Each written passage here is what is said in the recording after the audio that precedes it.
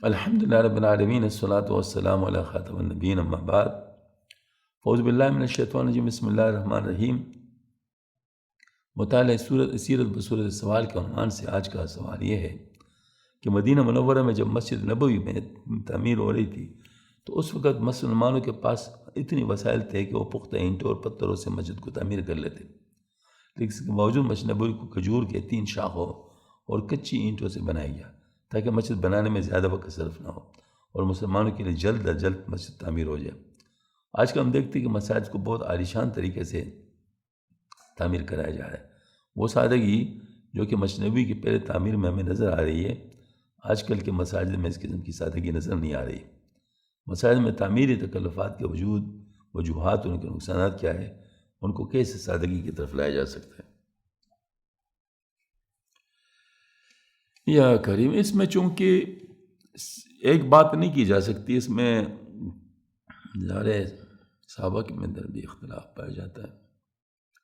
عثمان رضی اللہ تعالیٰ عنہ نے بہت عالیشان بنایا تھا مسجد نبوی، تو ظاہر کچھ حضرات نے اس پر کیا تھا، تو حضرت نے جوابات دیے تھے۔ مجھے ایک صاحب کی بات بڑی پسند آ گئی، میجر ریٹائرڈ تھے سوات میں، تو ان کے ہم گئے تھے تو اس نے مسجد بھی بنائی تھی، خانقاہ بھی بنایا تھا، اور میرے پاس آئے تھے کہ میں نے آپ کے لیے گرمیوں کی خانقاہ بنائی ہے سوات میں، تو آپ آ کر اس کا افتتاح کریں۔ میں گیا ان کے پاس، بہت خوبصورت مسجد بنائی تھی۔ تو ایک دفعہ مجھے کہنے لگے کہ میرے گھر میں اگر کوئی چیز خوبصورت ہو اور مسجد میں وہ نہ ہو تو کہتے میری حالت بڑی عجیب ہو جاتی کہ میرے گھر میں اور اللہ کے گھر میں یہ کیسے ہو سکتا ہے۔ کہتے میں اگر مجھے دوسرا نہیں ملتا تو اپنے گھر والا اللہ کا رزق لگا لیتا ہوں۔ اب اس ذوق کا کوئی کیا کہے گا؟ یہ بھی تو ذوق ہے نا، مطلب ہے کہ مسجد کو یعنی اپنے گھر سے زیادہ خوبصورت بنانا۔ ٹھیک ہے، سادگی کی اپنی ضرورت ہے،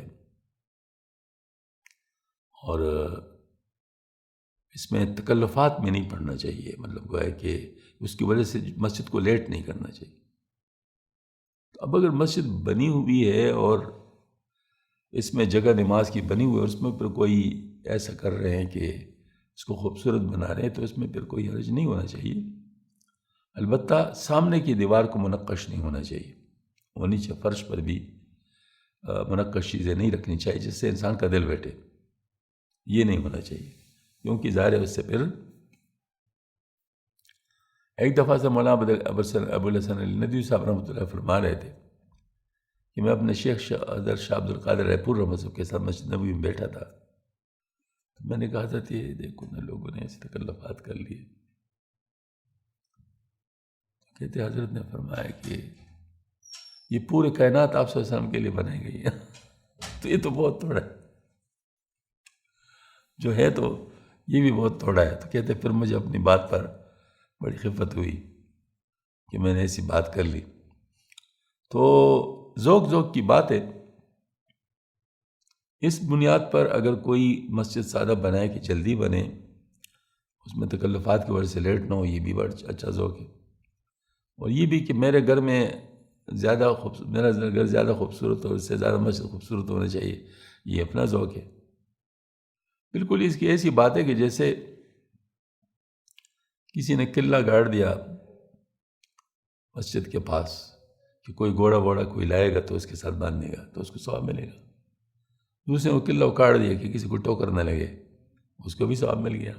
حالانکہ کام بالکل مختلف ہے، قلعہ گاڑنا اور قلعہ نکالنا یہ 2 کام مختلف ہے، لیکن چونکہ نیت اپنی اپنی ہے لہذا اس کے حساب سے ان کو اجر مل گیا۔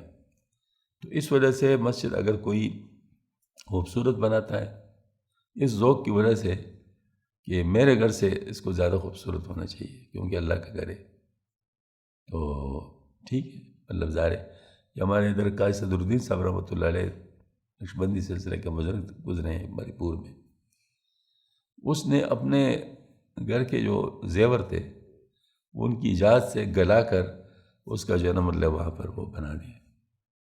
کسی نے کہا کہ حضرت آپ نے کیوں کیا؟ تو اس نے عثمان رضی اللہ عنہ کی مثال دی کہ انہوں نے مطلب جنم نبوی کو خوبصورت کر دیا تھا. تو مطلب ظاہر وہ دلیل ان نے صحابہ کی دے دی. تو جس چیز میں صحابہ کا اختلاف ہو تو اس میں ہم کچھ نہیں کہتے، ہم دونوں طرف کو صحیح کہتے کہ وہ ٹھیک ہے جی، مطلب یعنی مطلب یہ بھی ٹھیک ہے، یہ بھی ٹھیک ہے. البتہ اپنے ذوق پر عمل کر لے، جس کا ذوق جو ہو اس کے مطابق عمل کر لے. اللہ جل شانہ ہم سب کو اچھی اچھی نیتیں نصیب فرما دے. وآخر دعوانا الحمد للہ رب العالمین. ربنا تقبل منا انک انت السمیع العلیم وتب علینا انک التواب الرحیم. سبحان ربک رب العزۃ عما یصفون. سلام علی المرسلین والحمد للہ رب العالمین برحمتک.